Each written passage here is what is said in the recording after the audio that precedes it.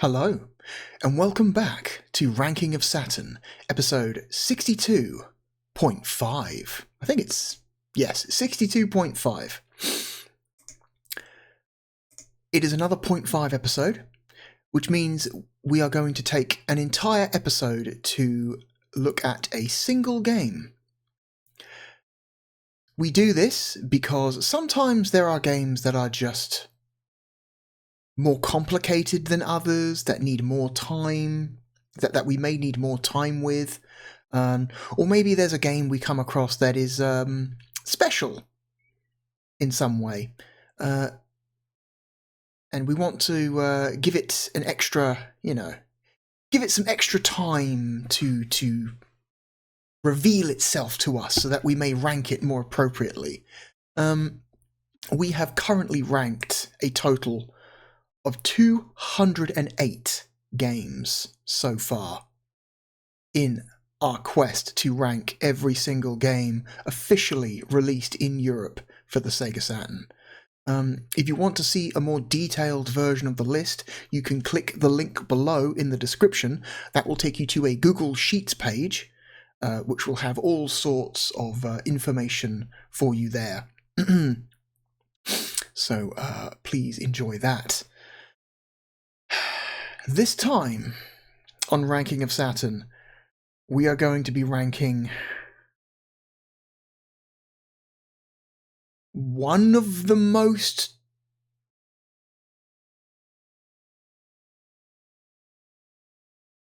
infamous Sonic games of all time. A game that I simultaneously think of as both being not very good and extremely impressive at the same time. And that game is... Come on. Sonic R. Sonic R is a very strange game. Not developed by Sega, developed by Traveller's Tales, or TT Games as they're known today, overseen by Sega and Sonic Team, but the majority of the work was done by Traveller's Tales. This is a very interesting and baffling title, in some ways. Also, quick note, one of the very, very, very few games for the platform to have full colour disc art. You can't quite see it properly because of the green screen, but yeah, this is some gorgeous, expensive looking disc printing here. Like they spent the money. Sega spent the money on a very high quality disc production for this. They must have really believed in it. Okay, let's just get into the game, shall we? This game supports the 3D pad, so of course I have the 3D pad plugged in for today. And I have my hot chocolate.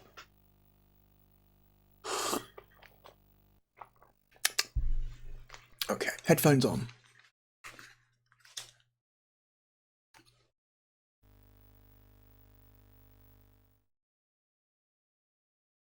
The old Traveller's Tales logo. It's a good logo.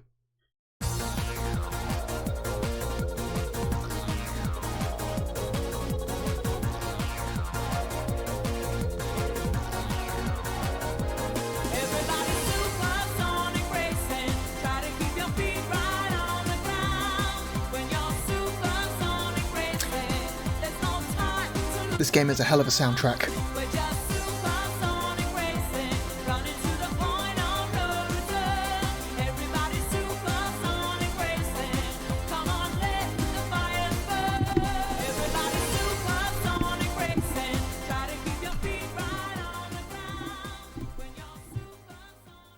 Let's see a rolling demo first before we start the game. So this game is kind of a technical marvel for the Saturn. This game does things that is extremely impressive for this hardware.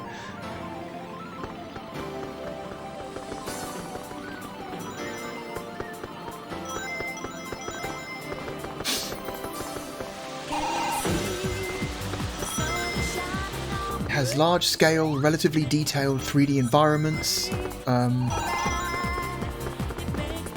Low poly, but still quite nicely detailed character models. Has a good frame rate. That can't be ignored, considering the complexity of the 3D graphics on screen. It has transparencies. This game has a lot of transparency, like true transparency in it, which is also incredibly impressive for the hardware, considering how difficult it is to get large-scale transparency working on this platform.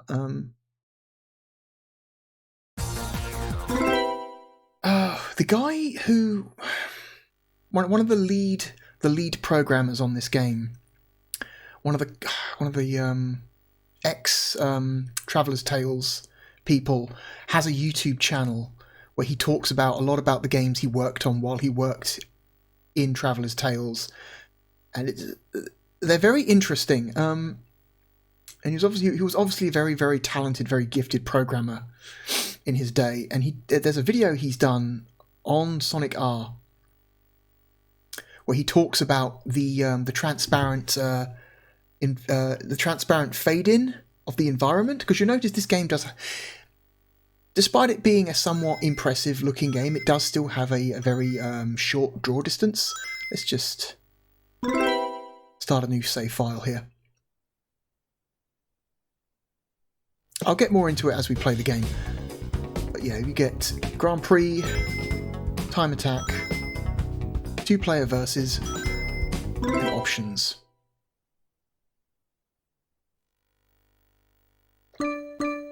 Three difficulty levels, ghosts, times, load, vocals. So here's the thing, this game has a fully produced soundtrack with vocals for every track, but also the game has instrumental versions of all the tracks. So if for some reason the vocals in the music are like getting on your nerves, you can turn them off, which we'll do for now. We'll turn them back on later. Music volume, stereo mono, music test, sound effects test, which is always fun.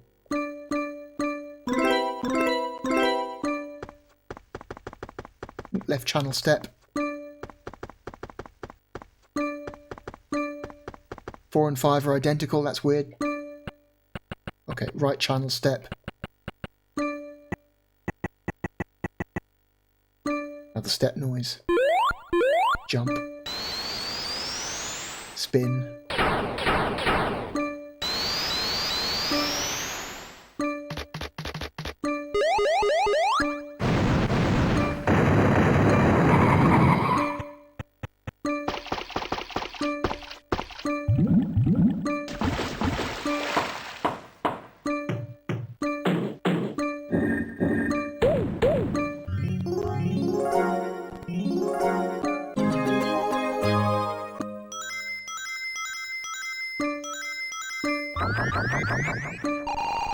That's fun. Good sound effects.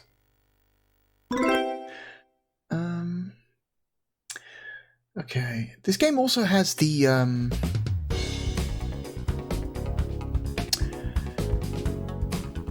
honor of being the final classic Sonic game. Oh god, I took too long apparently. Okay, I hate it when the game does that. You're on a menu and the game's like, you took too long on this menu, we're going to back you out to the title screen. Fuck you. It's like, I hate that so much. Don't do that, game. Don't do that. Yeah, this game was the final classic Sonic game, because the next Sonic game that will come out after this would be the original Sonic Adventure, which is, I would not call the original Sonic Adventure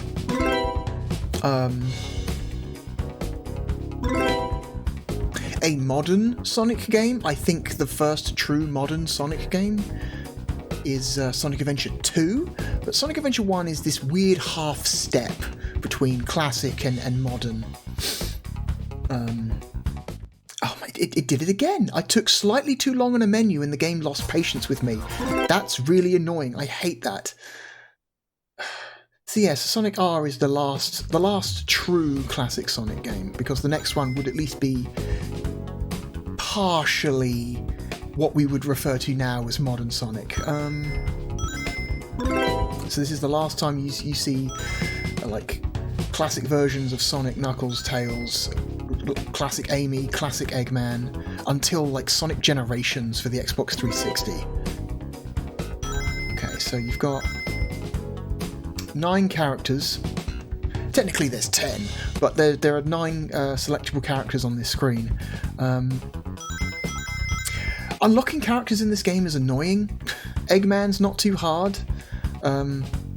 Supersonic's not that hard, but the other 4, the 4 grayed out portraits, are fucking annoying as hell to unlock. I just don't consider this. It did it again. Fuck you, Sonic R. I'm talking. You're already losing points for being so impatient. Okay.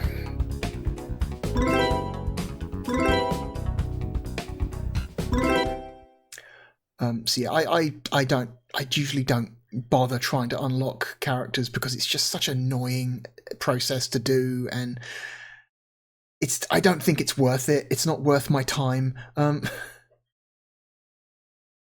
anyway, let's talk about the elephant in the room, which is the transparencies. Set, go!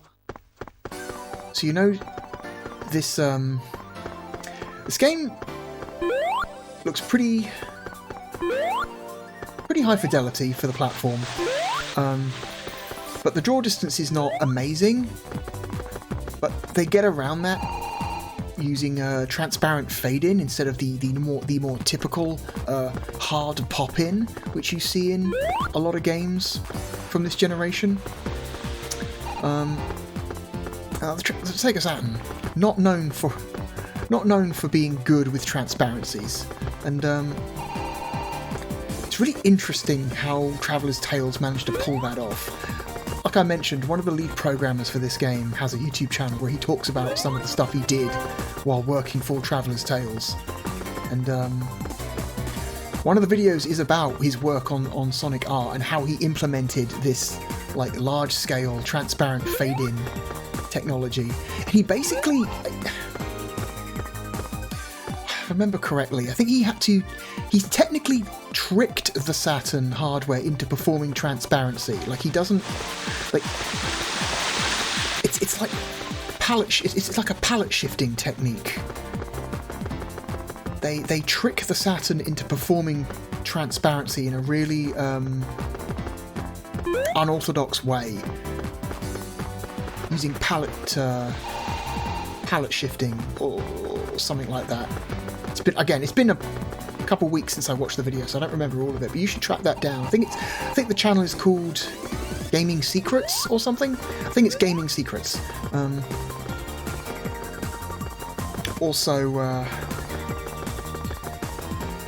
Interesting dude, very interesting dude to hear him talk about like his work on various games he made with Traveller's Tales over the years, including multiple Sonic games. A very, very talented dude who could think outside the box in terms of programming challenges of the day.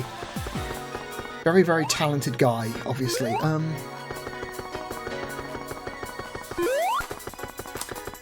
And what they managed to make here with Sonic R is one of the best looking 3D games on the platform. Like, it doesn't quite match the level of fidelity that you would see in like the Sonic World tech demo in Sonic Jam. Like that is like even more impressive than this, but by the standards of the average Sega Saturn game, this game looks incredible.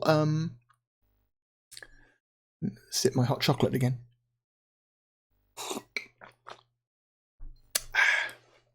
I originally played this game back in like 2001, 2002 on PC. This game came out on PC, and I had my first PC. It wasn't the first PC we had in our family, but this was the first PC that I could call mine. It was in my bedroom. It was my PC, you know. And it was a shitty Windows Millennium Edition PC that could not run much. It was not good for playing games. And so basically any game made after 1998 probably wasn't going to run too well on that PC. But it was a PC, and it was mine, and I was going to play games on it, damn it. And so one of the few games I had that ran well on that PC was a copy of Sonic R, which I played quite a lot of. And I remember thinking at the time, wow, this game controls like shit. But it was one of the only PC games I had that ran well on my computer, and so I played it, damn it, because it was the game, one of the games I had, you know. It's not like today where we're treated to basically an embarrassment of riches in terms of Steam and Xbox Game Pass, or, you know, all these like non-stop online sales and all the various different online stores, you know, where you can get lots and lots of very, very good games for not much money at all. It wasn't like it is today. Back then, you had the games you had, and you played them regardless of what they were, because they were the games you had, and you didn't know when you were going to be able to afford to buy another one, or, you know, or if you would even get another one for Christmas or your birthday. So you had the games you had, regardless of their quality, and you played them. And Sonic R was pretty much like that for me. Eventually, this game would also come out on the GameCube as part of the Sonic Gems collection release, which is a very interesting collection, because it's a lot of very non-standard Sonic collection games. Typically when Sega puts out a Sonic collection, it's like the same 5 or 6 games repackaged again, you know. Sonic Gems was interesting because it was a bunch of weird, obscure stuff. It was like Sonic the Fighters, Sonic R, a new release of Sonic CD, which hadn't been seen since the mid-90s. So that was kind of a big deal. And so that was interesting, because the version of Sonic R... Actually, that whole package is a weird, kind of fucked up package, because it's cool that it existed, but as a form of game preservation, it was very poor, because they sold that collection as having, it contains the classic Sega Saturn game, Sonic R, and the classic Mega CD game, Sonic CD, when in fact both versions of those games were the PC versions, and you could tell immediately that they were the PC versions of those games, and not the original hardware platform versions that they claimed they were in the documentation. So that game lied to you a little bit. But I suspect, you know, emulating a Windows 98 game is a lot easier on the GameCube than trying to emulate a Sega Saturn game, so I understand why they did it. Wish they tried a little bit harder for the version of Sonic CD that was on there, because that was genuinely a shame, because the PC version of Sonic CD is not as good. Not as good as the original Mega CD version. Anyway, let's actually play a proper race, shall we? This is a new save, so I have nothing unlocked. So we've got Sonic, Tails, Knuckles, Amy, and eventually Dr. Eggman. And eventually you can unlock, I think it's Metal Sonic, Tails' doll, Metal Knuckles, not Cyber Knuckles. People have a tendency to refer to him as Cyber Knuckles. He's not Cyber Knuckles, his name is Metal Knuckles. Get his fucking name right. And the Egg Robot, I believe, which is a character from Sonic and Knuckles. Again, the game got impatient and kicked me out. I fucking hate that so much. Let's stick with Sonic for now. Every character has a unique ability. Sonic can double jump, Tails can fly for short distances, Knuckles can glide, Amy drives a car that's got a turbo boost, and Robotnik shoots homing missiles. I love this loading screen, by the way. It's a very cool looking loading screen. Another interesting piece of information about that loading screen I'll talk to you about in a minute. Ready, set, go! That was also talked about on that YouTube channel by the Ex-Traveler's Tales guy. Oh my god. Okay. So... Oh god. Okay, run. This game controls like absolute dog shit. It's really bad. The problem is, in order to accelerate, you've got to push up. And, which means that it's hard to maintain a straight line.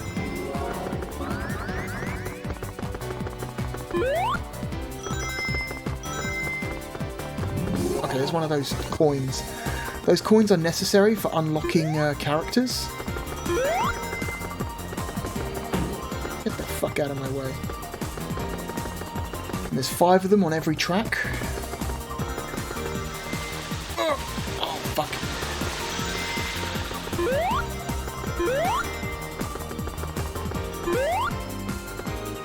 Okay, you can lean left and right with the shoulder buttons to help you get around some of the tighter corners, but honestly, it's not that effective. Oh, no! Turn! Oh my god.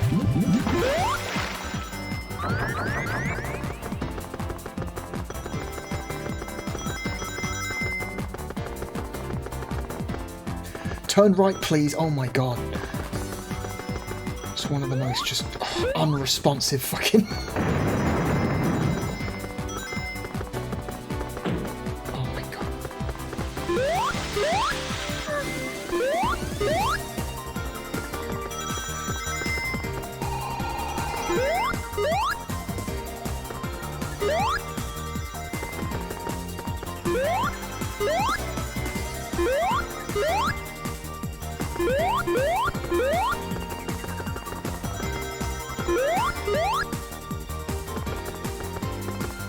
Fuck you, I win.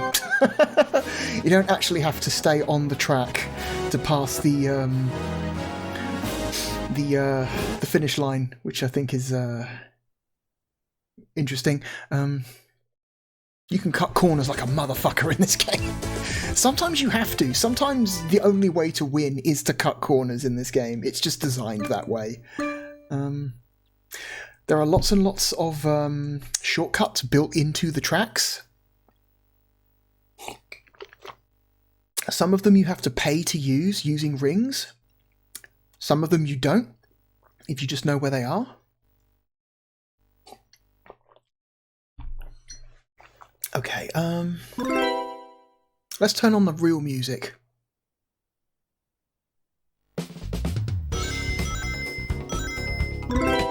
So yeah, the fact that you have to use the analog stick to accelerate, or the D-pad or analog, whatever, to accelerate means that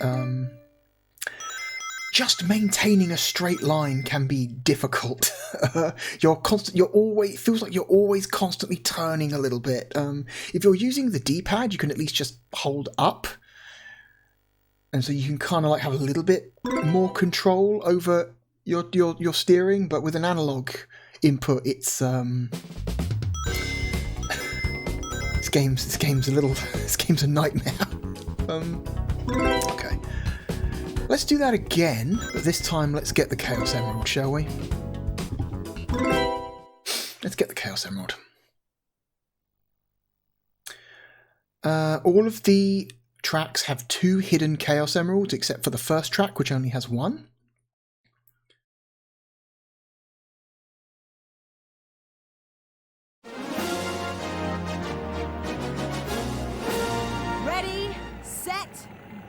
go!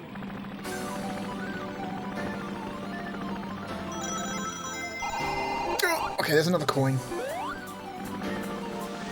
So there you go. I don't think you need to win to get the Chaos Emerald. I think you just need to collect it, and the game's like, okay, you've got it. No matter what position you come in. I forget. I hope that's the case.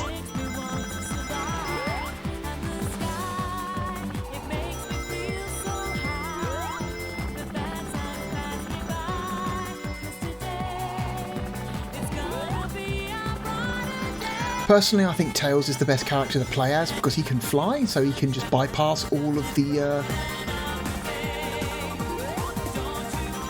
hazards.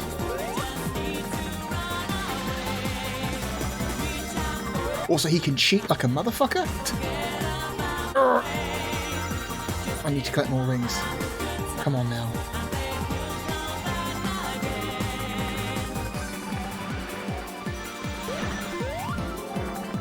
No, I don't want speed, you moron. I want rings. Oh my god. Get the fuck up. Okay, it's a good thing I'm not actually trying to win, because my god. Okay. This game controls so badly. Holy shit. This game feels so bad. No, turn, you fucking rat. So just a simple thing like collecting rings is an absolute nightmare. Okay, we've got 50. We've got 50 rings. That's all I want. Is there anything back here? No.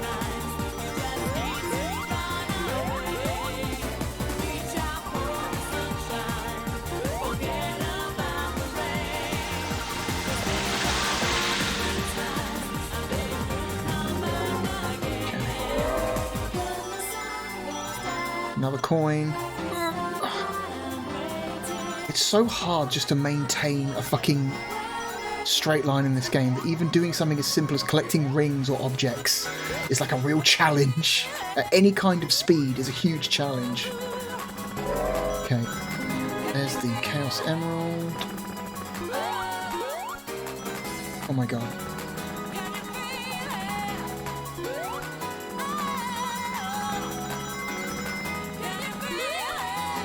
Okay, whatever. Okay, I think we still get to keep the emerald, though.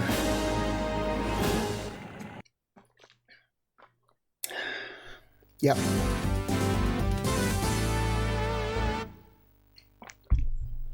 We get to keep the... Wait, did we not get it? I don't know what happened. Whatever. I thought it said we got the emerald, and then for some reason out of the corner of my eye I thought it said you'd get no emerald or something. Whatever. Alright. Next level. Radical City. Time to go running in the city.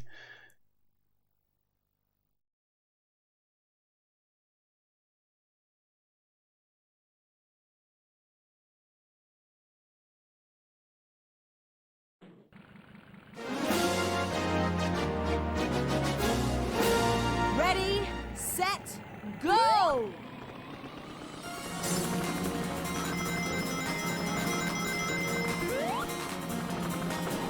Get the fuck out of it, Knuckles. Oh my god, cunt.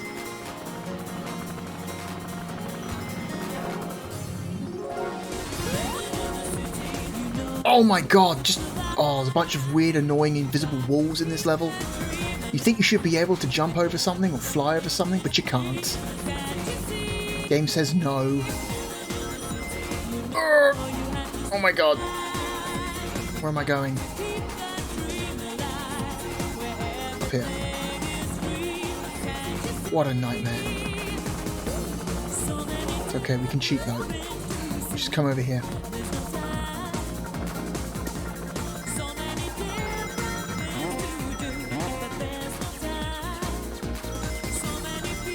Couldn't aim for that fucking item because the steering is unresponsive. And Someone just opened a shortcut for us, which is good because we want to keep our rings. Would like to collect some rings, but all the fucking AI characters are stealing them all. Urgh! Bouncing off of everything.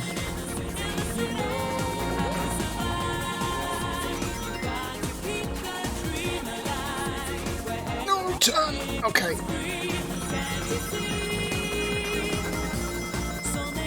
Give me some rings, you cunt. God.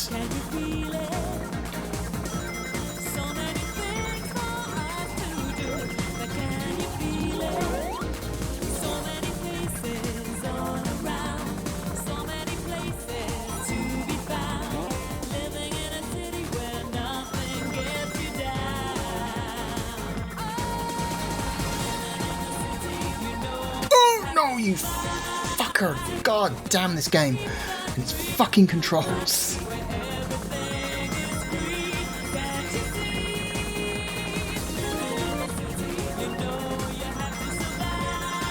Okay, so I think if you go over here,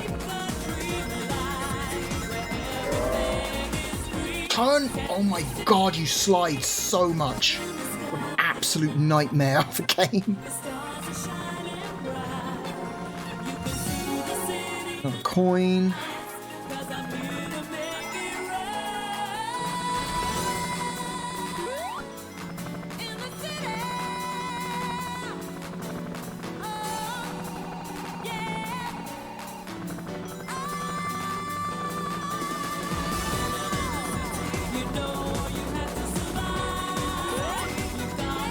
Fuck you. It's a pretty great shortcut here.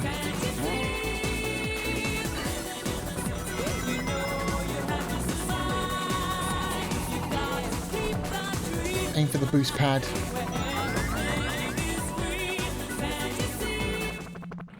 There we go. Ugh. So we got one of the Chaos Emeralds in that race, but we didn't get the second one, so we're going to, at some point, you'd have to come back and do this race again to get the second one. Okay, so we didn't keep the Chaos Emerald from the previous race. That's annoying. So you do have to win. That's annoying as hell. So you can't just collect stuff. You've got to also win the race, which is hard enough when you're not trying to collect shit. If you're just focusing on trying to win the race, that's already a difficult ask. The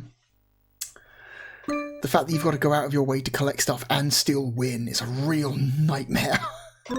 Real nightmare. Ugh. Ugh, God. Okay.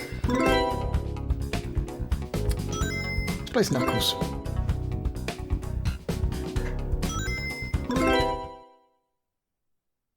I think I know where one of the emeralds is in this track. I'm not sure where the second one is.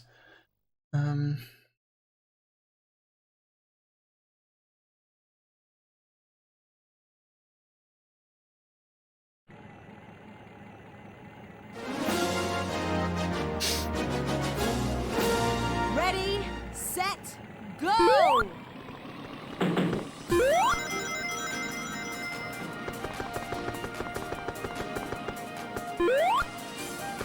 That's one of the coins.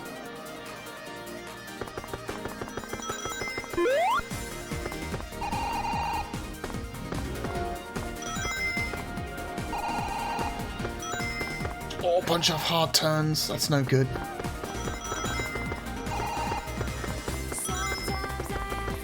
Where am I going?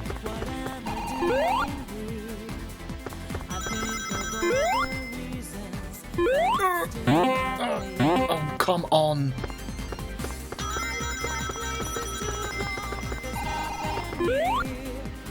Okay. I didn't pick anything up, which is weird. I ran straight through that item and I didn't get anything, which is wild.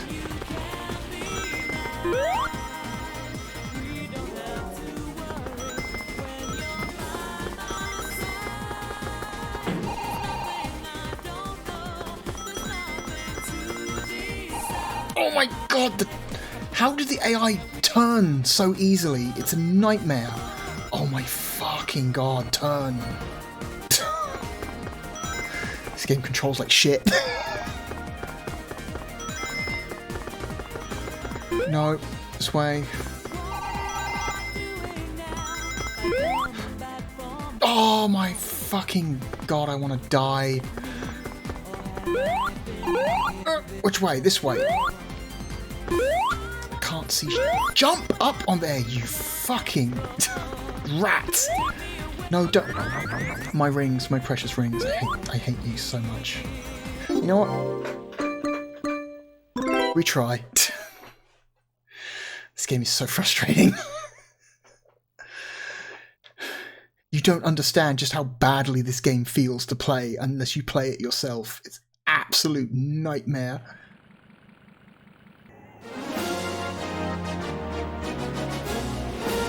Ready, set, go! Good start.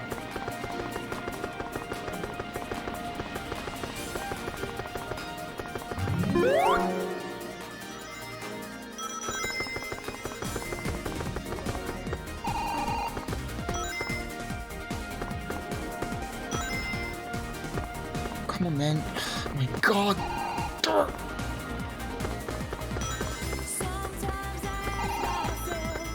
That's right, take all the rings, you bastard. Of course, take all the fucking... Oh, he's got a shield as well, which steals all the rings. Excellent, yes. Excellent.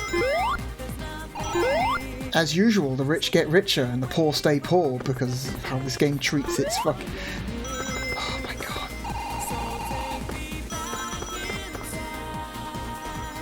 Fuck you, I can... Oh my god, invisible wall. I hit an invisible wall. Fuck you, video game. Oh my god.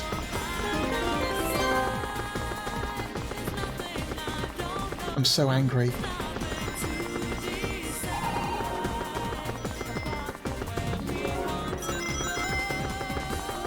Ugh.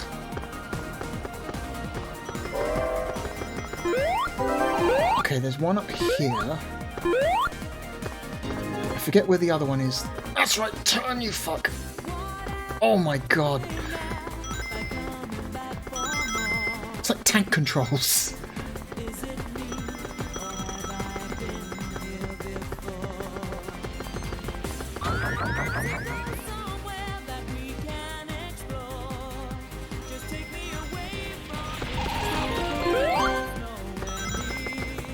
Oh my god. You just don't have any real agility. You can run fast in a straight line, mostly. Oh, I fucking missed the slope. I missed the slope, which means I'm screwed. I couldn't steer properly, so I couldn't... No, turn. That's right, skid everywhere, you bastard.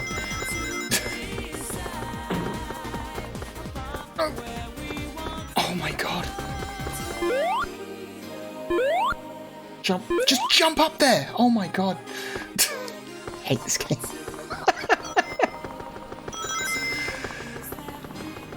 It's a nightmare video game. Made by nightmare people.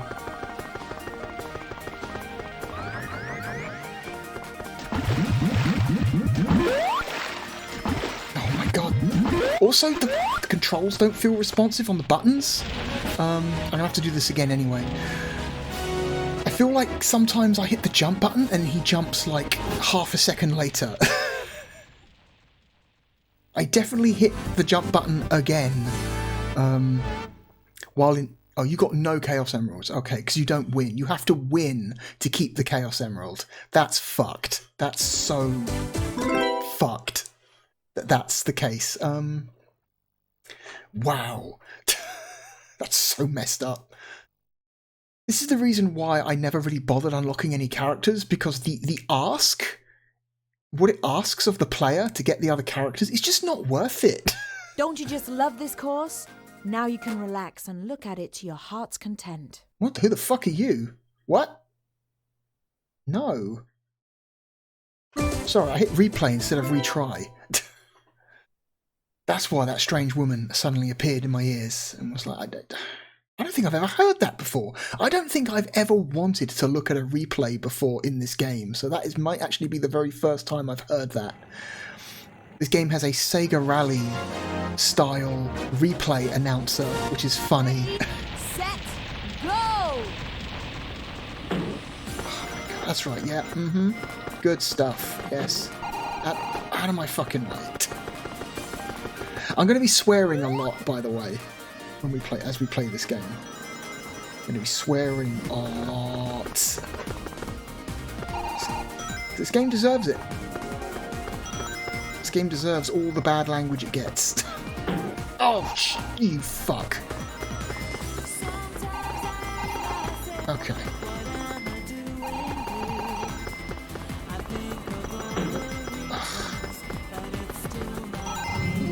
Doesn't seem like it, but I am trying to avoid bumping into things, but the controls are so terrible, it's a lot harder than it seems. Again, I didn't pick up an item for some reason when I hit that. I feel robbed. Oh, it's an invisible wall there. Forgot. Okay, just go.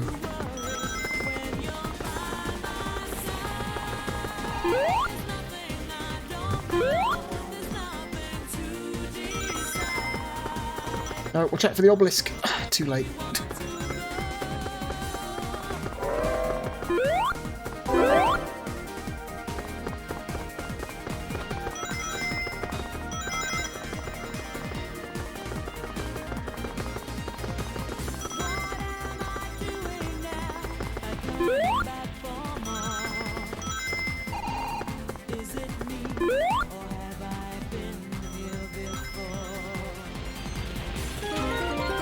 Okay. Final lap. Doing well.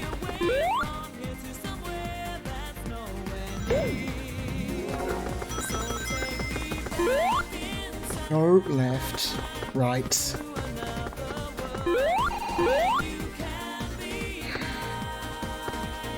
God, you accelerate so slowly.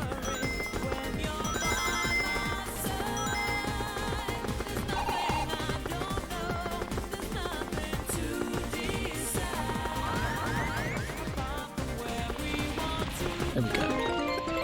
I win.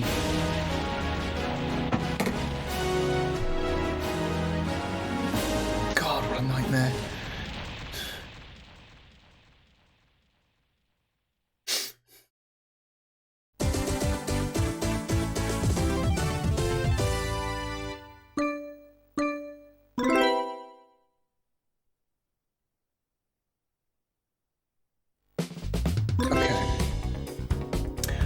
I'm not going to play as Amy Rose because Amy Rose sucks. She's the worst character in the game. She's so fucking slow. So I'm going to play as Tails again.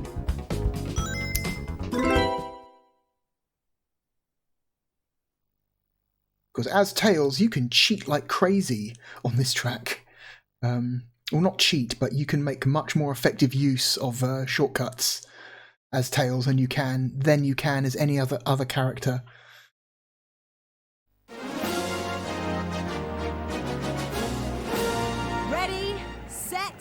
No!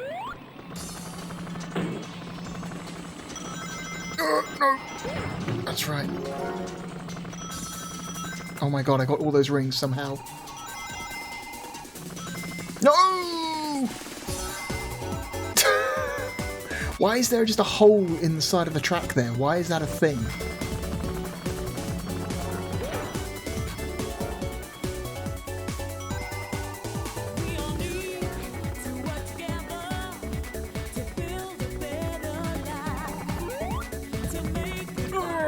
Let's try and go this way. Oh, Knuckles has got one of those bullshit shields which steals all of the rings.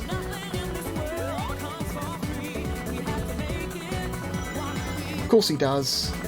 So we're not going to get anything. Oh, shit.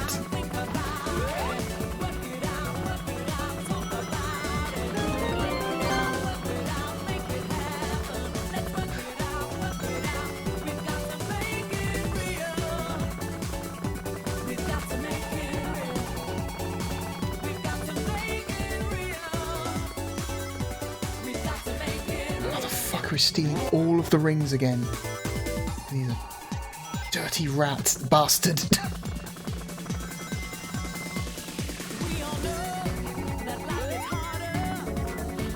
Turn.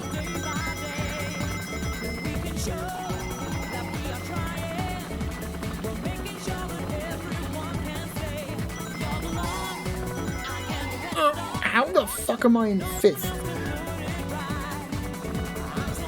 Okay, the way this game tracks position is a bit weird.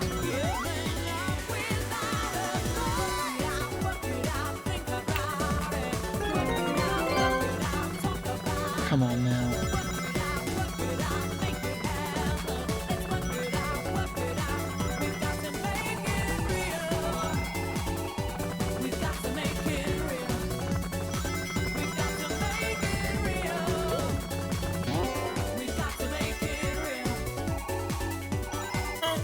Okay.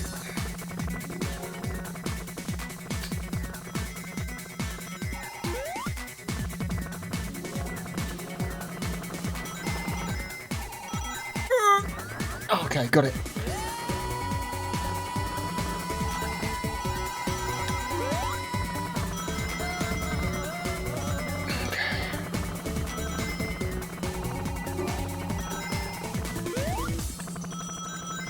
Okay. Man, the game has a real rough time keeping track of who's in what position on that track.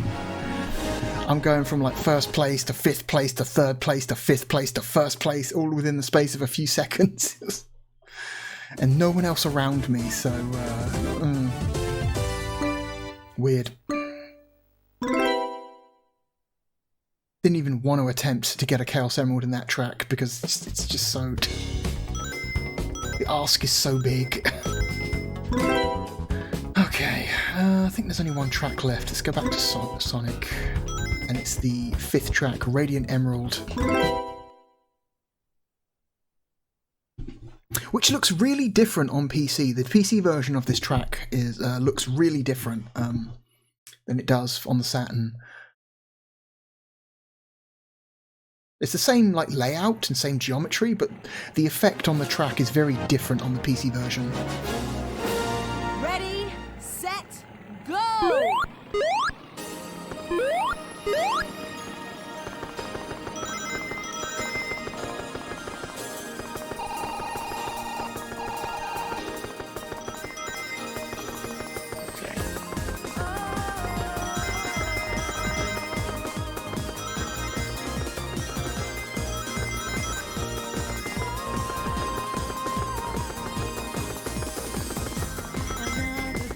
Oh god, 10.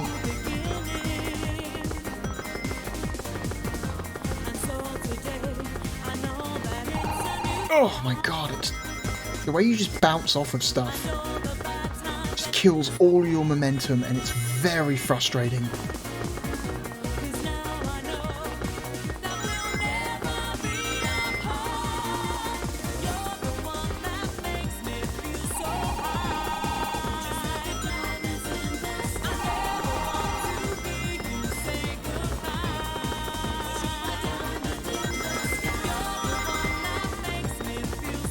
Oh god, turn.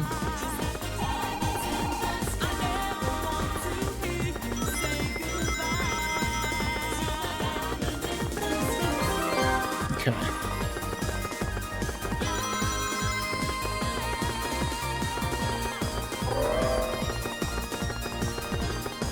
Shortcut.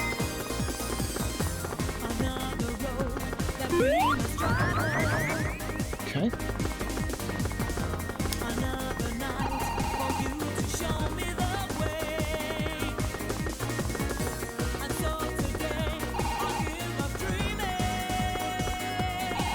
Just turn.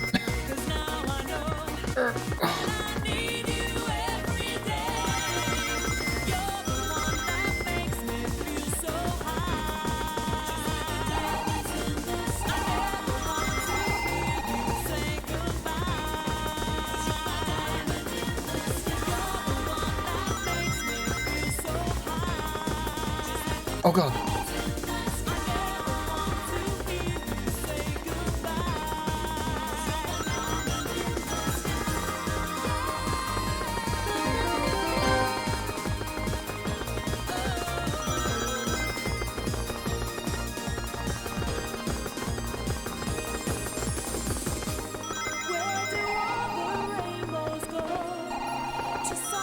Okay, don't hit the boost pads, we want to keep our rings.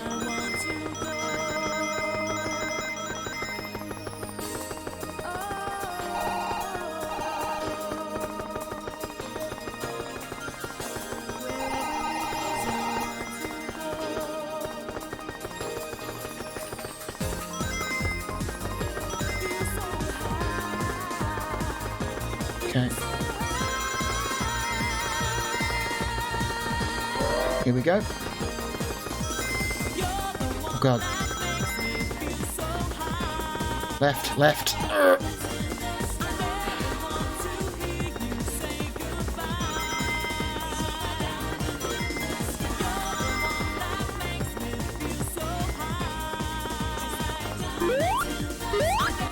There we go.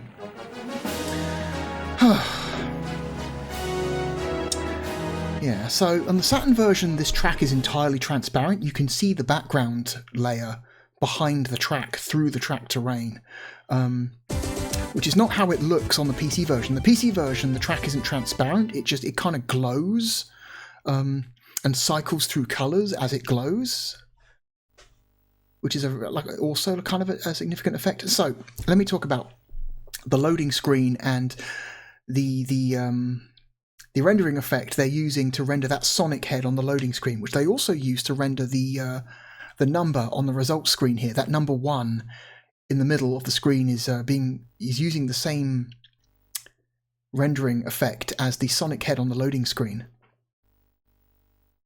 That is an effect that you see relatively a lot on PlayStation games. There's just something in the PlayStation hardware that allows for that kind of texture effect to be used very cheaply on the PlayStation hardware. The Saturn has no, I guess you would call it like a fake reflective surface. Like you're trying to simulate the effect of a shiny reflective surface, right? And there's something about the PlayStation hardware that makes that effect very cheap to achieve, very easy and cheap to achieve. The Saturn hardware does not have that same benefit, and so if you want to achieve that kind of effect on the Saturn hardware, you have to basically build a software rendered version of an entirely software based version of that rendering technique, which is what they did for this game. Because I think it looks really nice. It's like a cool kind of like shiny surface. Looks real neat. I think it works, but the fact that they had to create a entirely from scratch like software renderer just to do that is nuts. You get these cool credits. That's his name, John Burton. Program design and implementation. That's the name of the guy who has that YouTube channel.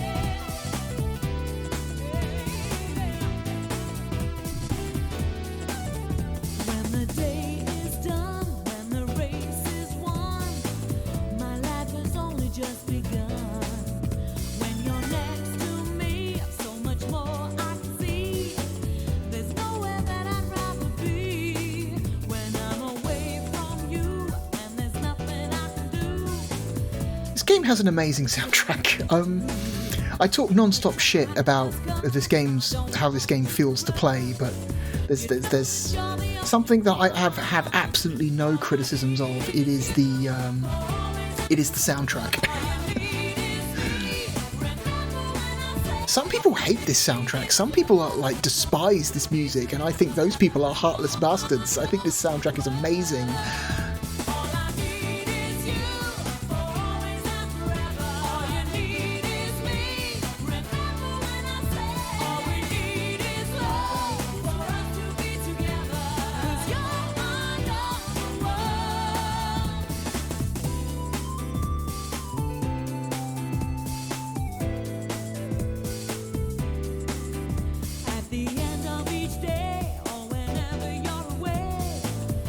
Always think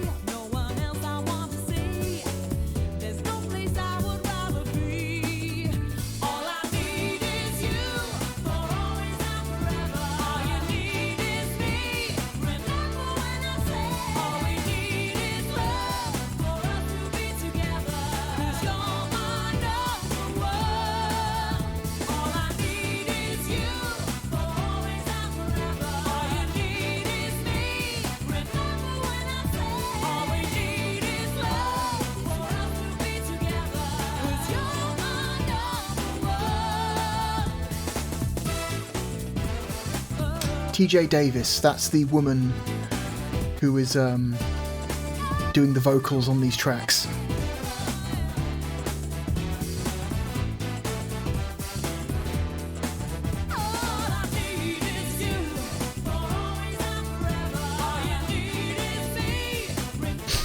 Jason Cumberbatch.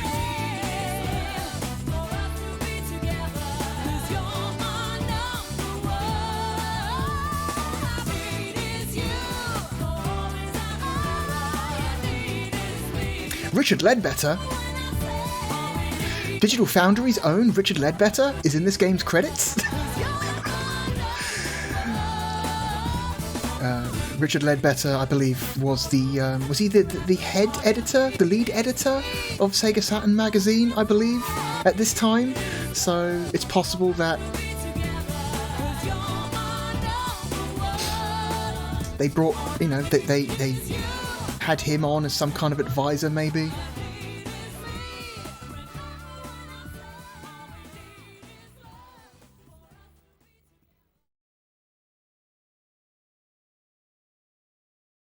And that's it. That's all the tracks in Sonic are. That's single player right there. I'm not going to go back and try and get all the Chaos Emeralds or all the fucking race coins to unlock characters, because that shit's annoying as fuck and not fun. And so we're going to just have to make do with our 5 playable characters now. But what we can do is show off some of the additional modes.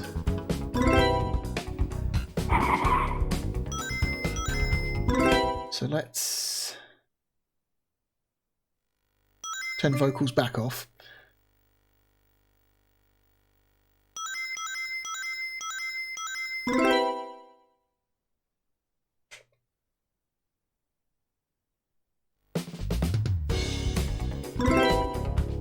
Wrong one.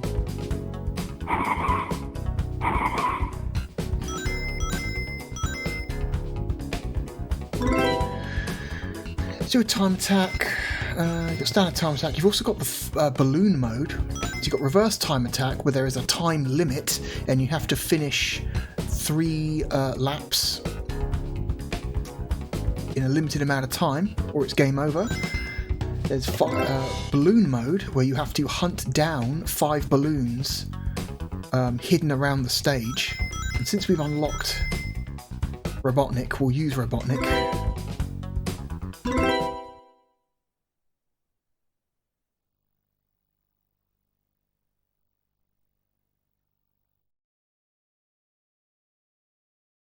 I believe part of the technique they use is involving intentional use of texture warp. So texture warp is typically not something you want in a game, but if you're trying to fake a shiny surface, you don't just want it, you want to make it as bad as possible. I believe that was part of the technique they used. So yeah, Robotnik, he's in a flying vehicle, so water gives him no trouble at all. He doesn't sink in water. And he has a very fast top speed, but he has the worst grip of all the characters because he's a flying machine, so he literally has no grip. There we go.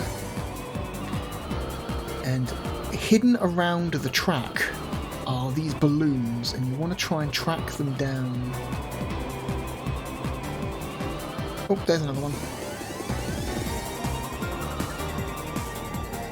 As quickly as possible.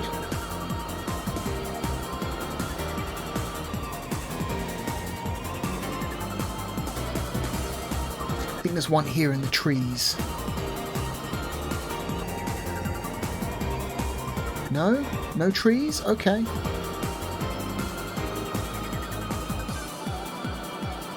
I believe this is the very first time Robotnik was ever a playable character in a Sonic game.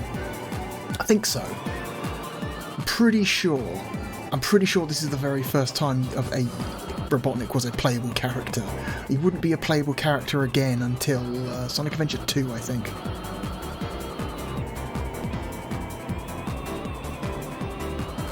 Oh, there's one! No, come back! Oh, there we go. There we go. 3.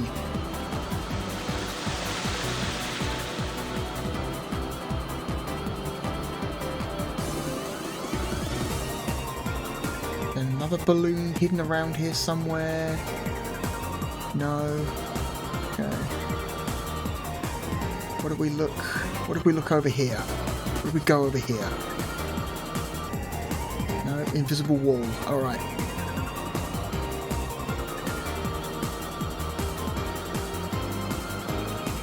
Oh, there's one. Oh, come on. Hitboxes on these balloons are not great. Are you kidding me? Stop. Rotate. Line up. Go. Ugh.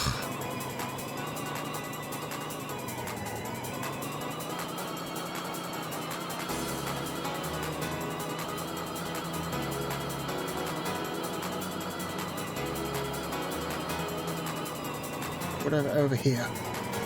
Behind these rocks, perhaps. No? Oh, Jesus Christ.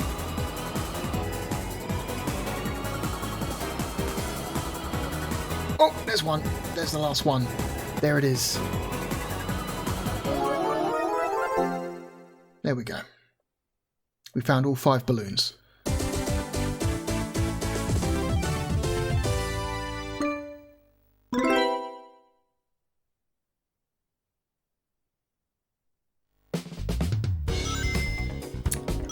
Okay. And then there's tag mode, which is a weird one.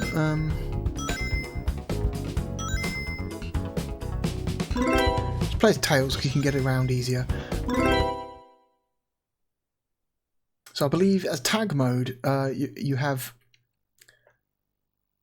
the 4 other characters in the track with you, and they are running away from you, and you have to basically catch up to them and touch them. And once you've caught up to and touched all 4 of the other characters, you win. Ready? Yeah, there they go. Go! So you've got to catch them and just touch them. Okay. Eggman is out. Knuckles is next. Oh no! Fuck! Oh my god! And yeah, they'll turn around and start running the other way if you get ahead of them, so...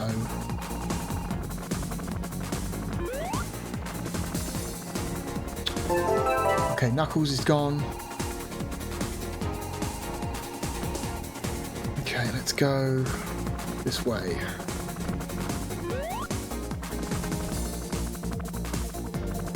Huh? Oh, this side of the... Oh, that's annoying. This side of the shortcut is blocked, but the other side isn't. Oh, that's annoying.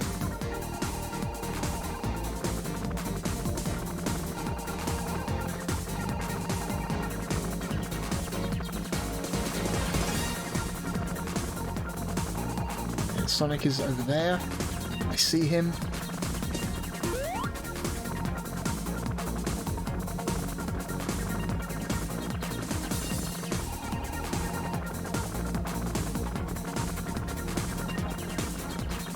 See you, you rat.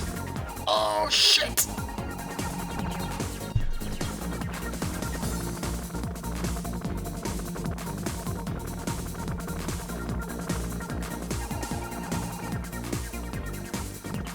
Again, because the controls are the way they are, trying to intentionally hit small objects... Oh my god, he turned around again. Trying to intentionally hit small objects at high speed is harder than it should be. And so trying to make physical contact with these character models is a little hard.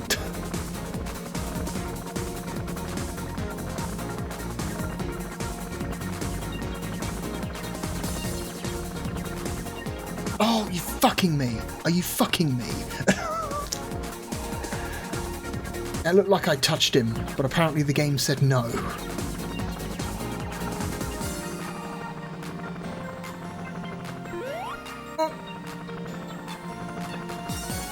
Turn, turn, turn. God, turn, you fucker! Oh my...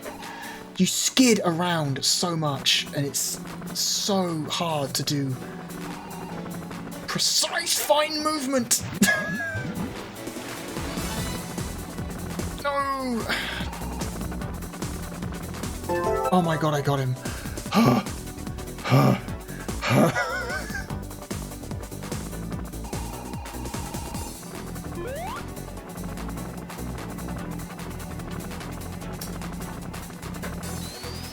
You can also roll. If you push down while you're running, you will roll. Oh, I've gone down the... No, stop. No, stop. There's no brakes. This game has no brakes. The only way to slow down in this game is to take your finger off the stick or D-pad.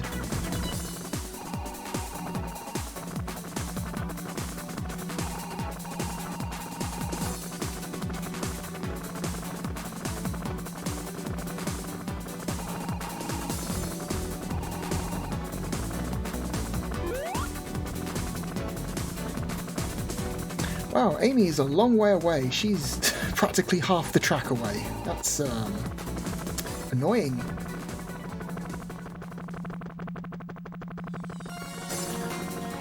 Should catch up with her soon though.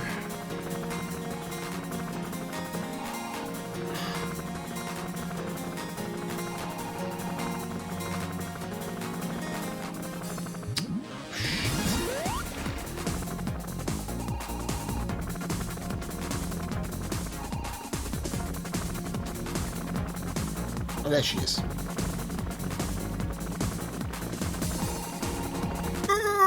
Brakes, you fucking rat.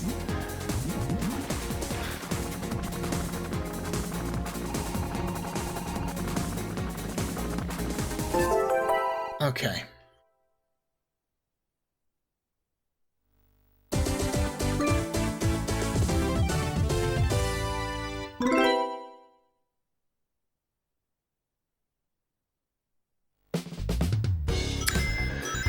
Right, and then we'll have a quick look at two-player mode, which is special in its own way. You've got two-player balloon hunt, which is exactly the same as single-player balloon hunt, but you're competing to be the first one to find all 5. Or there's a regular race. Let's go with a regular race.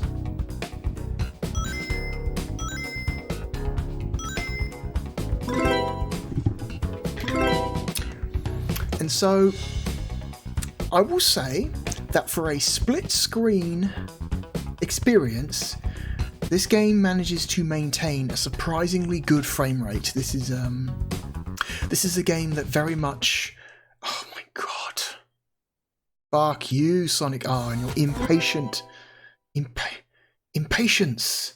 Oh my god. If you don't press something in 5 seconds, the game freaks out and backs out to the title screen. What the fuck?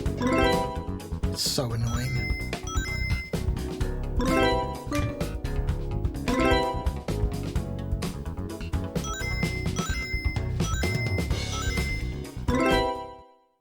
So yeah, for a split-screen experience, this game runs surprisingly well. However, there is a cost to that good frame rate, and we're about to see what that cost is. So you know how I mentioned the draw distance in this game is like okay, but not great?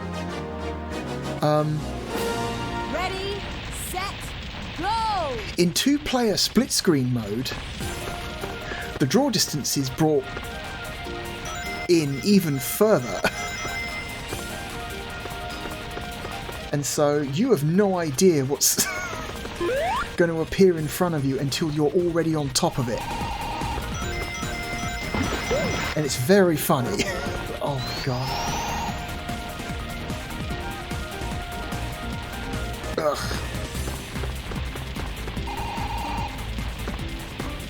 You have to get so close. You have to get so unbelievably close.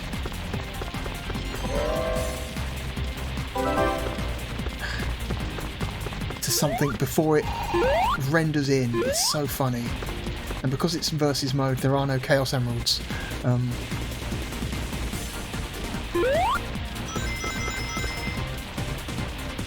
It does give us an opportunity to kind of run around the level a little bit and explore a bit more.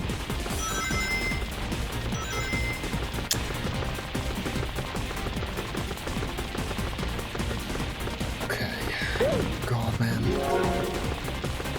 That draw distance sure is something. Oh look, it's nothing. It's an empty void. And you realise, like, oh no, there's stuff here. It's just... Again. Controls on the Saturn version do not feel very responsive when you want to jump.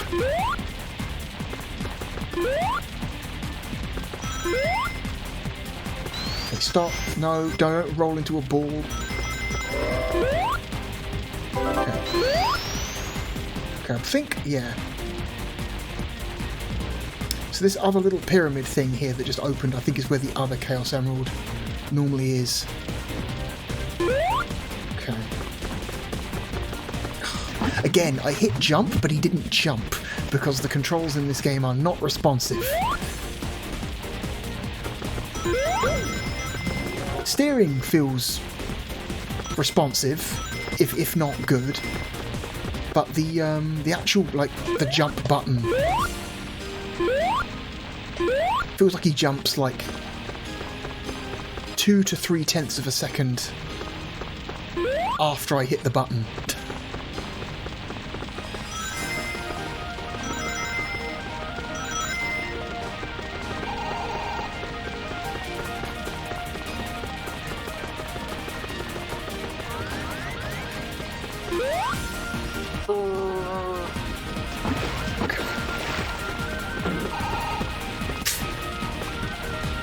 Can if you hold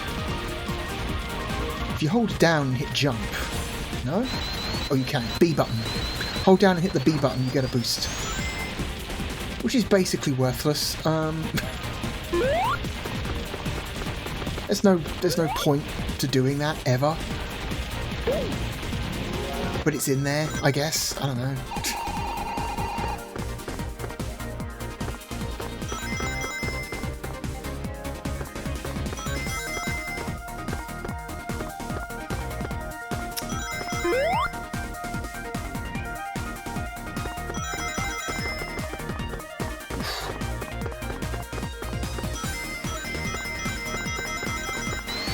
No! Again, I hit jump, but I didn't hit it in time.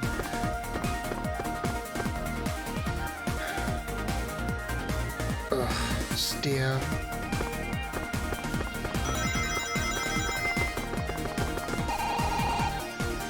Because the camera is angled so low in 2-player split screen, you can't see what the fuck is coming up sometimes until you're already hitting it.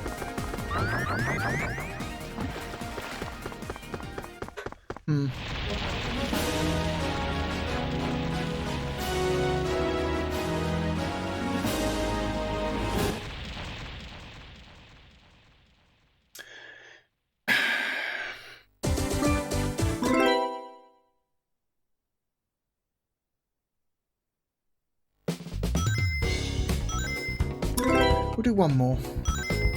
We'll do balloons. Let's play as Amy, because we haven't played as Amy yet. Amy and, I don't know. Amy and Eggman. Let's go to Reactive Factory.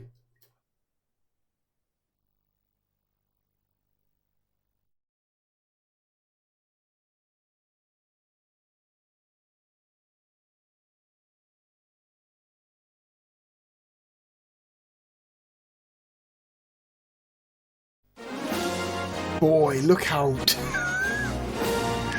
Oh my god.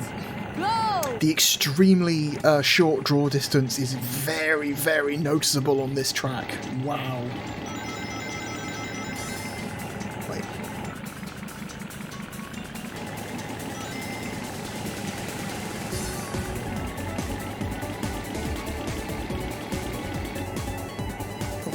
So like Eggman, Amy is not vulnerable to water. Her car transforms into a hovercraft when she's over water, so it doesn't slow her down. Oh my god. There's a submarine over here, which I think is where you get one of the Chaos Emeralds. It's just sitting on top of the submarine. Out in the open.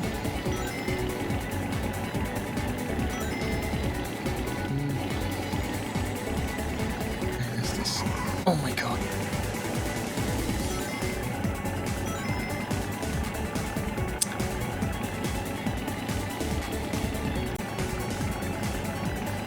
Where does this take you? Ugh. Wait. Oh my god. This is taking us back to the start. Okay, so from the start, hang a left. Go through here. Ugh. Round the corner. Hit the bumper. That brings you up here. Oh my god.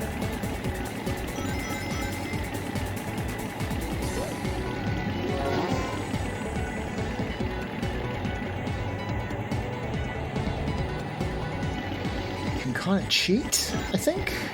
Oh no, there's a balloon. There's a balloon. So yeah, we're trying to get the balloons.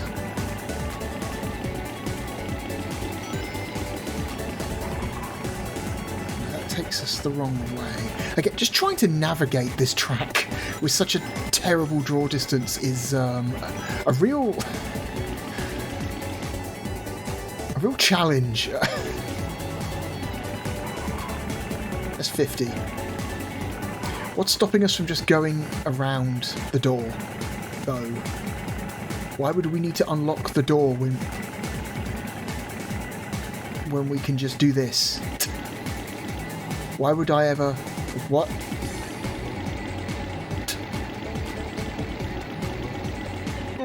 Balloon. God.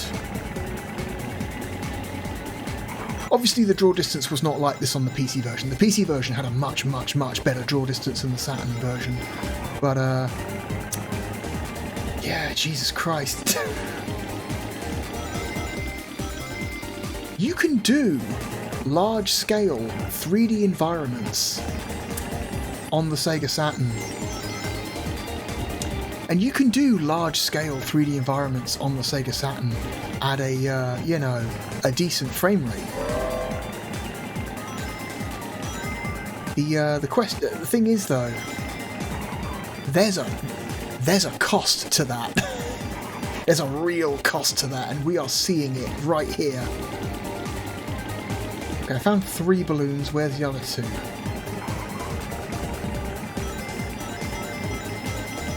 Oh, there's one. There's one.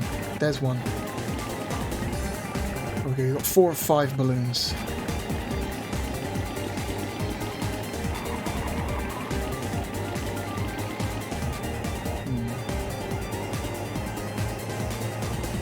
What if? What if?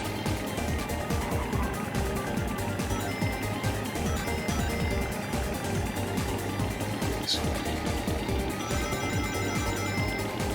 God. Ugh. You know what?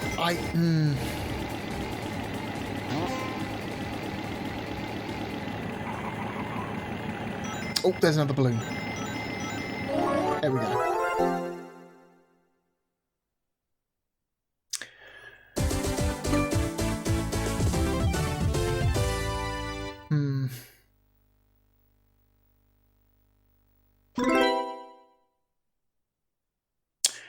Yeah, that's a real rough 2-player mode on this platform.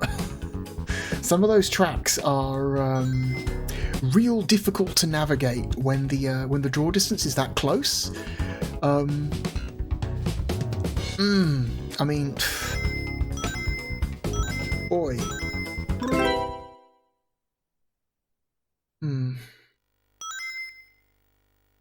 Turn vocals back on.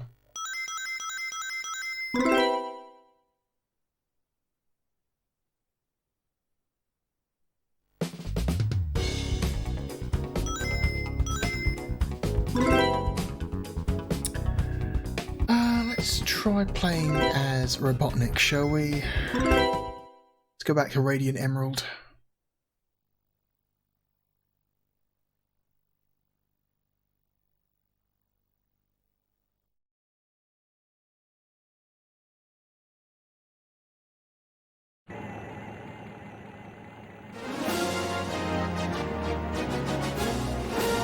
Ready, set, go!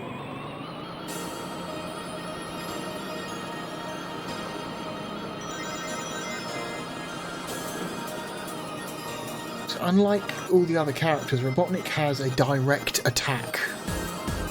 He can shoot homing missiles.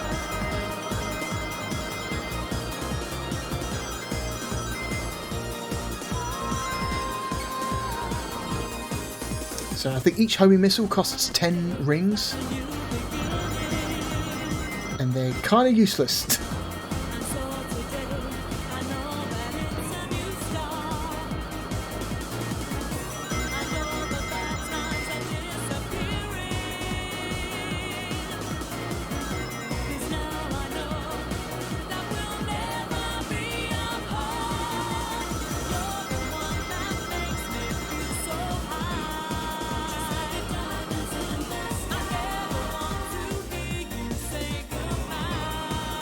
Oh my god.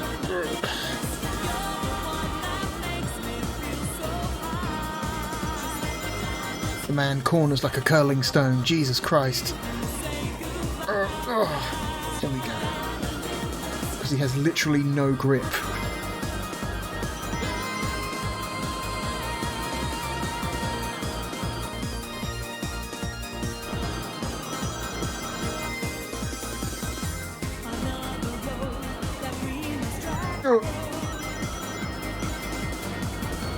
Gotta resist the urge to use a missile because I want to open up those shortcuts.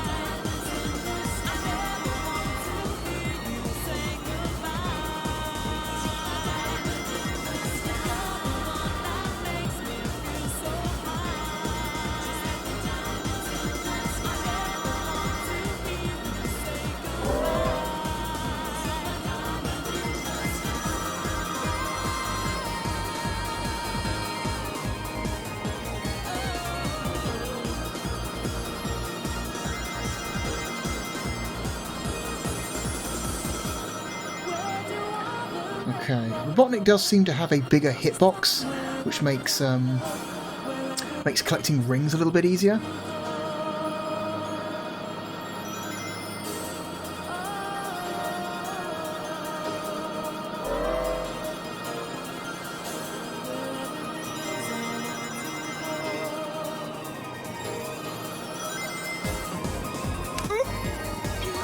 Okay, good.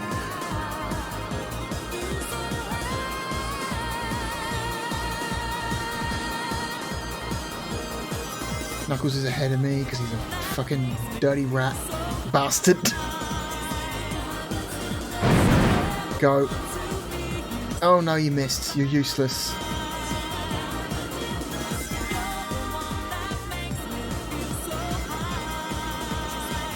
He's taking all the rings. Of course he is. Turn!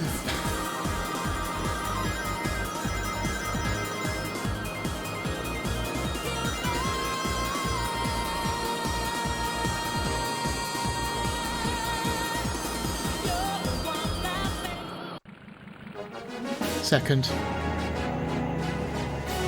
Yeah.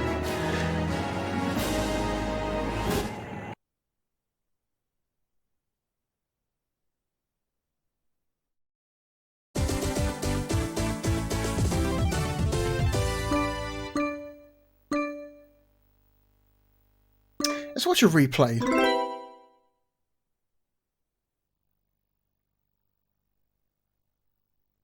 Because again, it's not something I've ever done, ever. Because I've never been interested in seeing a replay. At the end of the day, it's a race of 3 laps.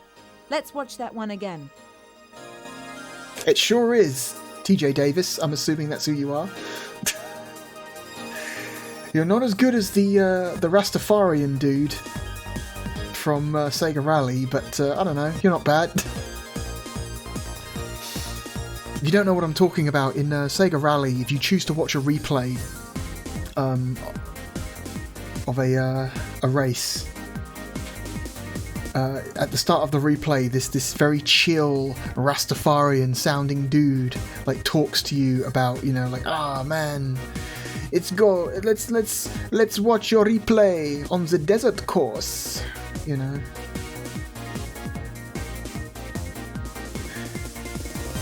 It's pretty good.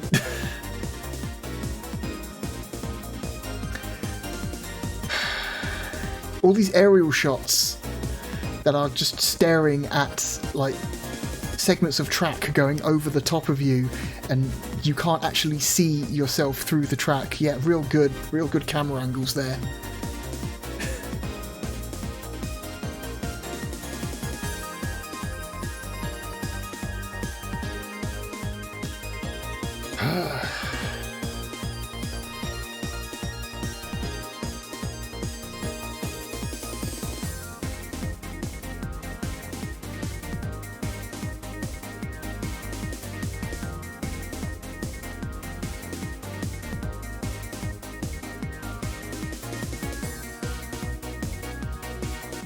That's enough of that. We don't need to see that.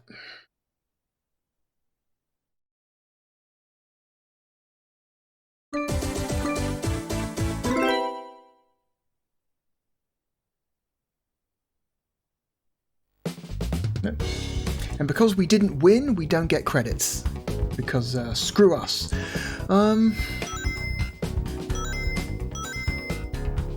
What else can I really do?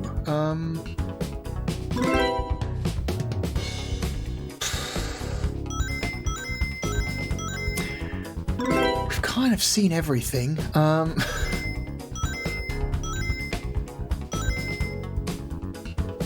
Unlocking other characters is a nightmare, and I don't think I'll be able to do it anyway, so I'm not going to spend, like, I don't know, 30 minutes and up trying to unlock characters that I'm not sure I can even do, because the unlocking process is a fucking nightmare.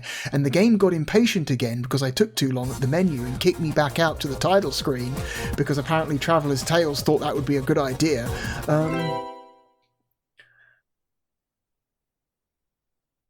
Wonder why they did that. Like, why program that into your game? Like, hey, if a guy takes slightly too long at a menu and doesn't put an input, doesn't like enter an input, just immediately back out to the title screen. What? Why? Yeah, this might be the shortest 0.5 episode ever, because we've kind of seen everything. We've kind of seen everything. I've kind of showed you everything. We'll do one more race, I guess. I don't know.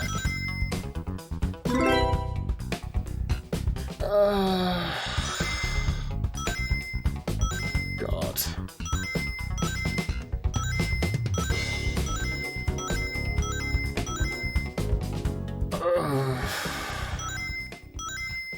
We'll do Radical City again, because this one's got the best song.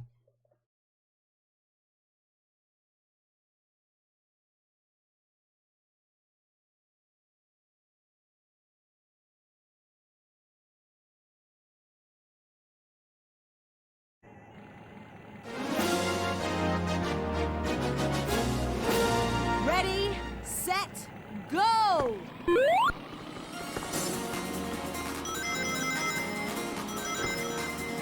Okay.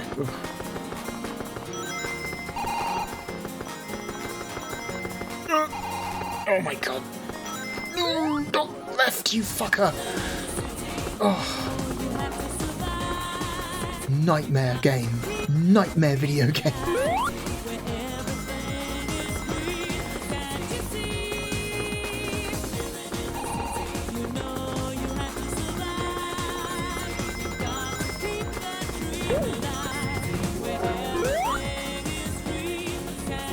Let's go over here.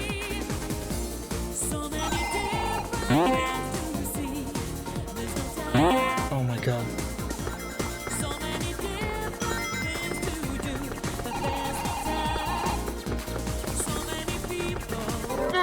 Oh my god, you bounce off everything. It's funny because you watch videos of people who are good at this game and play this game a lot, and they are still like struggling to maintain a straight line. They're still bouncing off of everything in sight. Because here's the thing, you don't get good at the controls in this game, you just learn to cope with them.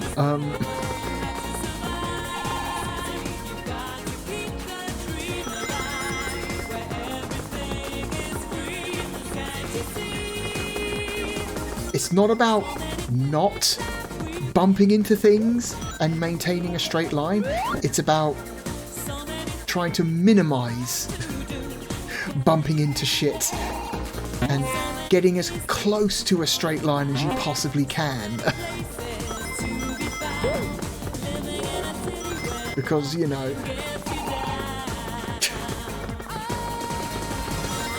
it's just a nightmare.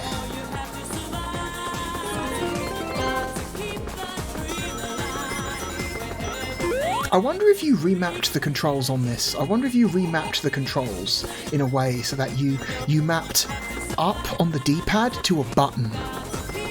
So you didn't have to constantly push up to accelerate. You could just put it on a button like a regular racing game. I wonder if that would control better. I bet it would. I should try that on an emulator. Just map up on the D-pad as like the A button or something instead. So, what the fucking invisible walls, holy shit.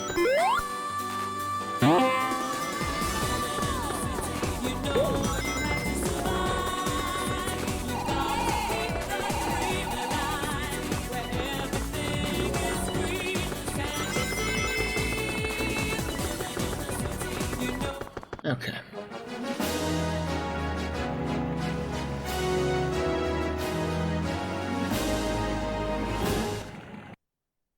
I bet that would work real well, actually. I should try that. I bet that would feel better. Because having to push up to accelerate it just doesn't feel good in this game. It does not feel good in this game at all. You can get away with it in Sonic Adventure because Sonic Adventure is a platformer. It's more of a platformer. It's not really a racing game. Oh, my hands hurt now. I got cramp in my hand from having to grip this controller so tightly.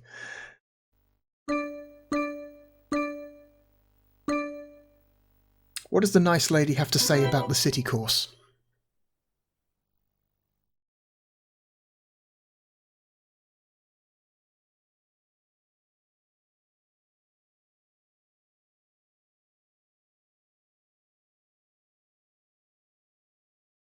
How about checking that out from some other angles? Here we go! Again, they're not even like course specific, they're all kind of generic. At least make them course specific, you know? So she says something about the track that you're racing on. Ugh. Disappointing.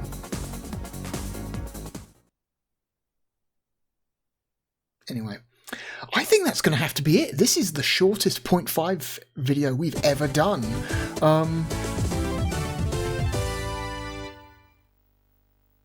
Yeah, this game is surprisingly short. I think you've seen the majority of what this game has to offer. Like, yes, you can hammer your head against a metaphorical brick wall for several hours trying to unlock extra characters if you want, but I'm gonna spare myself that grief and not do that because holy shit, nothing sounds less fun to me. Because this game is a nightmare to play. Alright.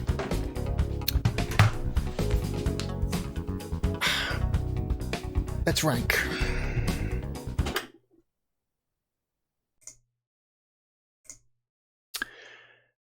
Where are we going to put Sonic R?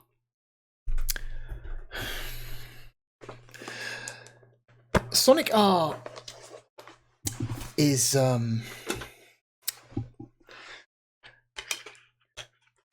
Sonic R is another one of those games that I bring up occasionally that don't have a huge fan base, but the people that really like Sonic R fucking love Sonic R. Like, it is Sonic R has achieved cult status. It is a cult favorite, and that's not me being cute. That's me accusing the fans of this game of being a cult.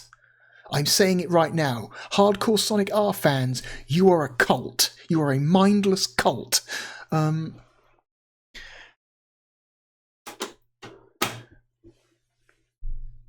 This game is a technical marvel. It's very, very technically impressive. It's one of the most technically impressive Sega Saturn games we've ever seen. It is a extremely, extremely impressive technical achievement for the hardware. Large scale, open 3D environments. You know, lots and lots of like on-screen transparencies, relatively high fidelity environments and textures, solid frame rate, you know, very, very stable frame rate throughout the whole thing. There were no obvious, you know, dips in frame rates. Like, I noticed like a couple of dropped frames here and there, but there was no like extended, you know, part of a certain track which causes the frame rate to cut in half or anything like that. It manages to maintain that smooth frame rate in split-screen multiplayer, which is impressive, despite cutting the draw distance in half, which was already not amazing. It is, on a technical level, this game is incredible. And stylistically, this game is amazing. I really like the visual aesthetic that this game goes for. The visual look of this game is really charming. Low poly Sonic is extremely cute. He is always extremely cute.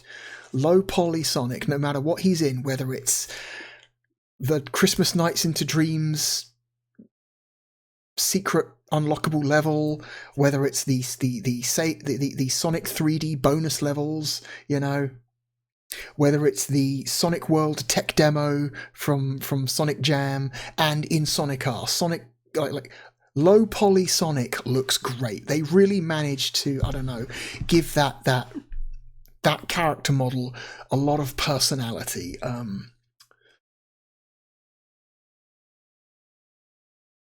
But let's be real. This game controls like shit. It is a terrible, terrible feeling game to play. I've always felt this way. I've felt this way since the early 2000s when I played the shit out of the PC version, because like I said, it was one of the only PC games I had. So I played it.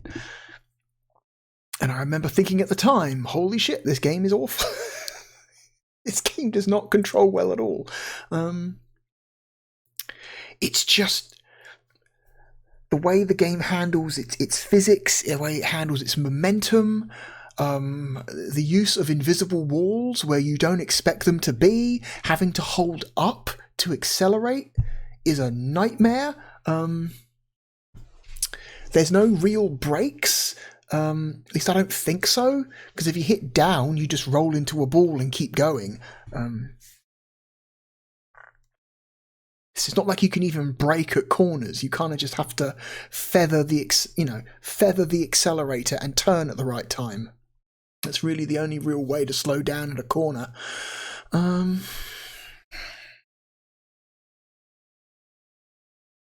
The soundtrack is incredible. The soundtrack is amazing. The people who hate this game's soundtrack, I think, are crazy. This is one of the most charming and endearing soundtracks of any Sonic game ever.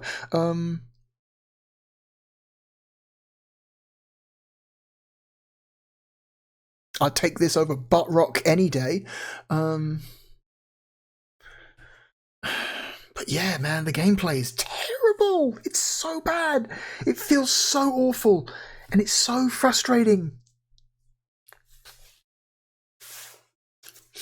Because if you don't take a corner exactly right, you start skidding everywhere and bumping into stuff. And it's so frustrating. And it's so difficult to maintain just a simple straight line so you can pick up rings. And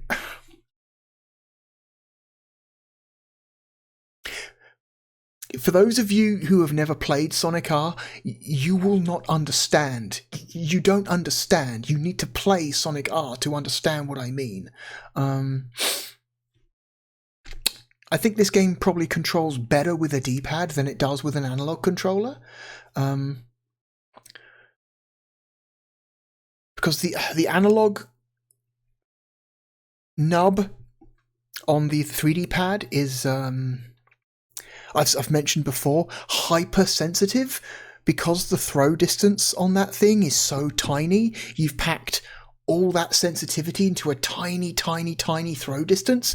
You have to be incredibly gentle with it to get the the tiniest movements out of it. And so as a result, it's a very twitchy, oversensitive analog input. And trying to play this game with that analog controller, I think makes everything that's already bad about the movement in this game twice as bad. It's even worse. So play this with the D-pad if you can, or the arrow keys on your keyboard, like I did back in the early 2000s, and you'll probably get a much better, like, I don't know, more controllable experience.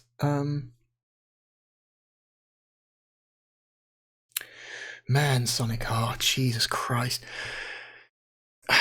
I want to like Sonic R more. I want to like Sonic R more.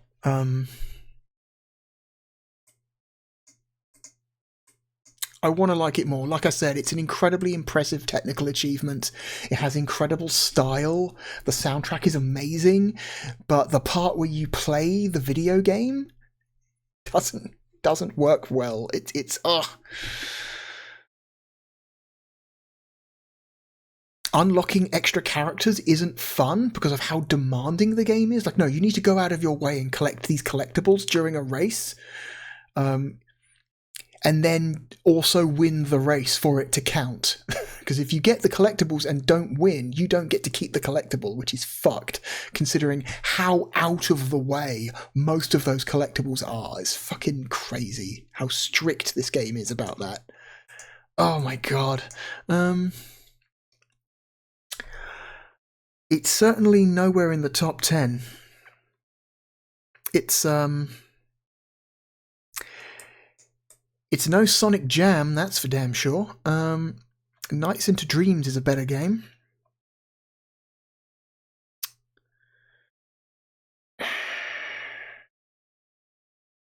Wipeout 2097 on the Saturn is a better experience. It's a better racing game. It is a far, far inferior version of Wipeout 2097, but it's still a better racing game than Sonic R. Sonic 3D is a better Sonic game than Sonic R. It's more fun to play. Street Racer is a better racing game than Sonic R.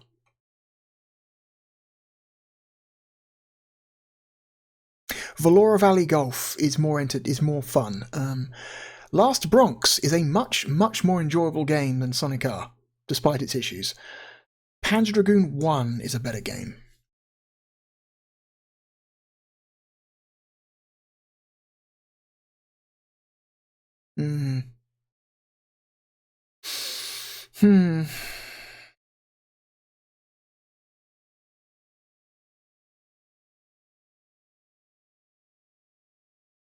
Let's take this from the other direction.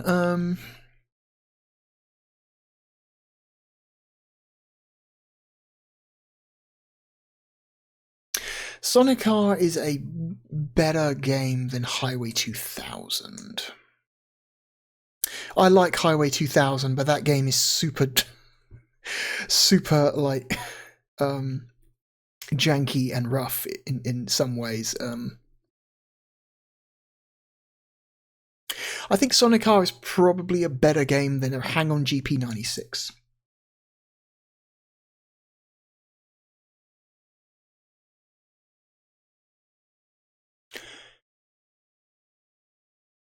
I would take Sonic R over Cyber Speedway. I would take it over Seabass Fishing.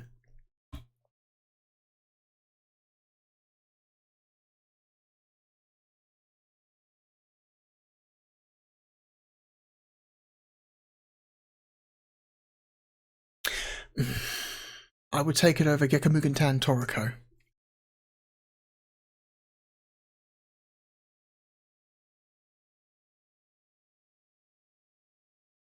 I would take it over Road and Track Presents The Need for Speed. I would take it over Battle Arena to Shinden Ura. I would take it over Hexen. It's here. It's here, somewhere between 79 and 100. So, no matter what happens, it's probably in the top 100.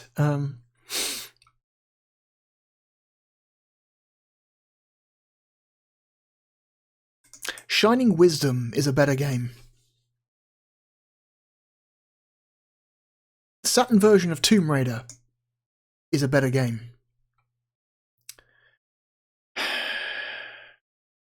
Duke Nukem 3D is a better game than Sonic R. I would rather play Bad Doom than Sonic R.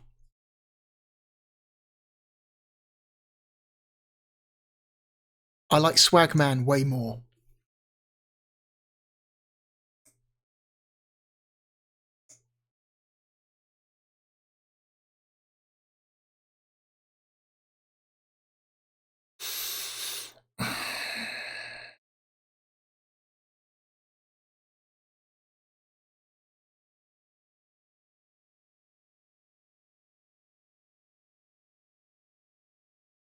Sonic R is probably a better game than Robo Pit. It's probably a better game than Pebble Beach Golf Links. It's probably a better game than The Horde. It's probably better than the Saturn version of In the Hunt.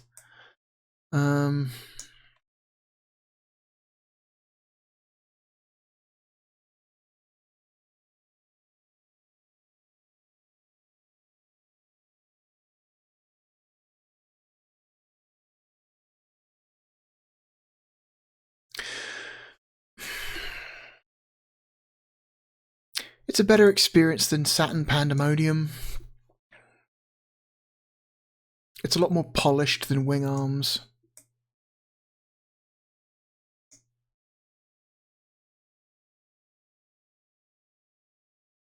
It's better than Pinball Graffiti. It's better than Street Fighter the movie.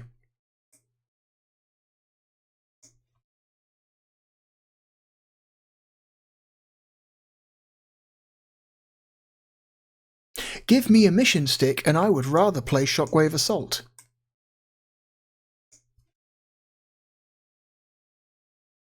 Give me another human being in the room and I would rather play Ultimate Mortal Kombat 3.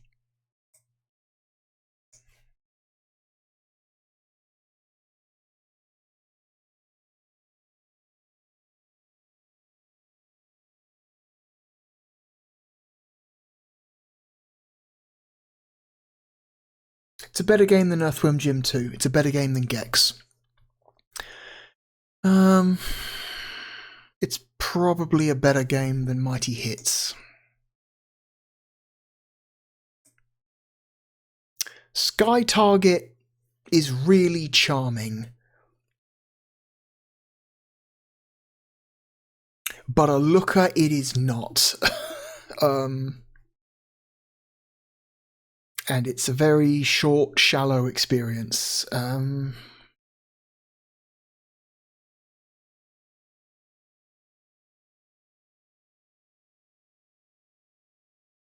It's going here. It's our new number 89. Sonic R. I love you, Sonic R. Also, I hate you, Sonic R. I love everything about you except the part where you play the video game. It's such a fucking... Everything about this game is incredible except the part where you play it. Which is a problem. Oh dear. Anyway, that is it for this 0.5. We are under 2 hours, which is nuts. I don't think that's happened ever. If it has happened before, it probably hasn't happened for a very long time. I mean, I guess Sonic R, there's just not as much to Sonic R as I initially thought. But, you know, I'm still glad we gave it an entire episode to itself, because this game is kind of... It's one of those small handful of Sega Saturn games that deserves its own separate episode because of the context surrounding it, right? So I still think it's definitely was worth giving this game its own video. And also, you should totally check out that YouTube channel I mentioned before by the ex-Traveller's Tales guy. Hang on. It's called Gaming Secrets. I forget. Hang on.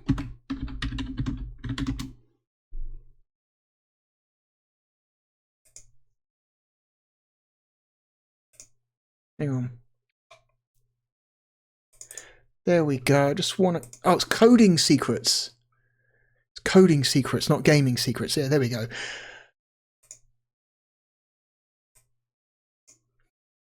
Let me just... Yeah. If you look on YouTube for Coding Secrets, all one word, camel case, and he talks about a bunch of the stuff he did as he worked for Traveller's Tales. It's a very interesting channel. Very interesting channel. He goes into a lot of detail about all the different techniques he used across multiple platforms, from Amiga to Mega Drive to Super Nintendo to Sega Saturn. He talks about a lot of that stuff. It's really interesting.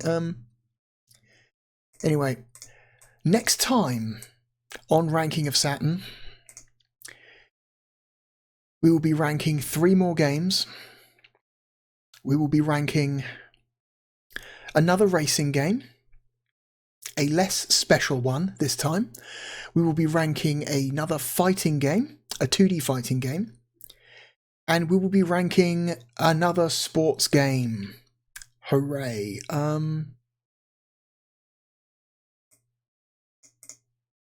Yeah, so... a racing game, a 2D fighting game, and a sports game. So I look forward to that. And as always, my name is the Real Blue Dragon. Thank you for watching. I hope to see you again next time. And goodbye.